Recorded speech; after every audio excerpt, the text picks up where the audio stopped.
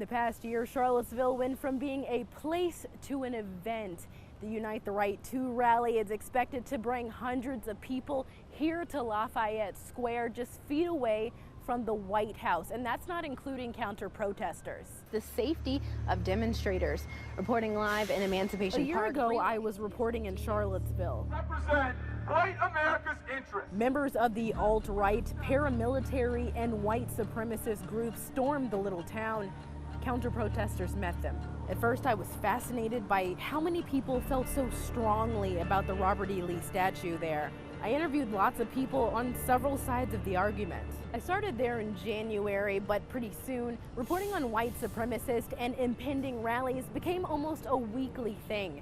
So when someone applied to hold another rally, I didn't think much of it. After all, Charlottesville was bracing itself for a Ku Klux Klan rally in July before the August 12th rally. So honestly, we were already planning for possible confrontations.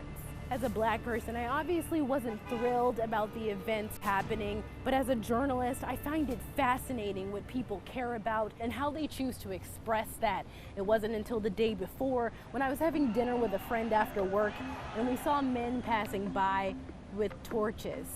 Being curious journalists, we followed without hesitation. It wasn't until I was standing in the crowd, staring at the flames and hearing the chants, that it hit me how serious the Unite the Right rally had the potential to be. And I'm not gonna lie, it scared me. The next morning, I woke up around 8 a.m. to get ready to cover the rally that was supposed to start at noon. Then I noticed several texts from friends. Videos and pictures of mostly white men in semi-matching uniforms, shields, and large guns. It was frankly terrifying. Well, if we look back over this way. That day, my news station had a tight plan. Cover at a close distance, no interviews. We were just there to cover the event, not become part of it. The day was full of dueling images. A large crowd of people praying and singing. Then, just a few feet away, pepper spray and yelling. I remember feeling so uncomfortable with how a lot of people looked at me. It felt like hatred. I'm not sure if it was the color of my skin or my camera. Then, just when I thought it was over, I was having a phone interview with one of the rally's organizers, Jason Kessler. Kessler was telling me how he thought not all of the groups there were part of his group. Then I had trouble hearing him because of the sound of a screeching car racing past us on the downtown mall.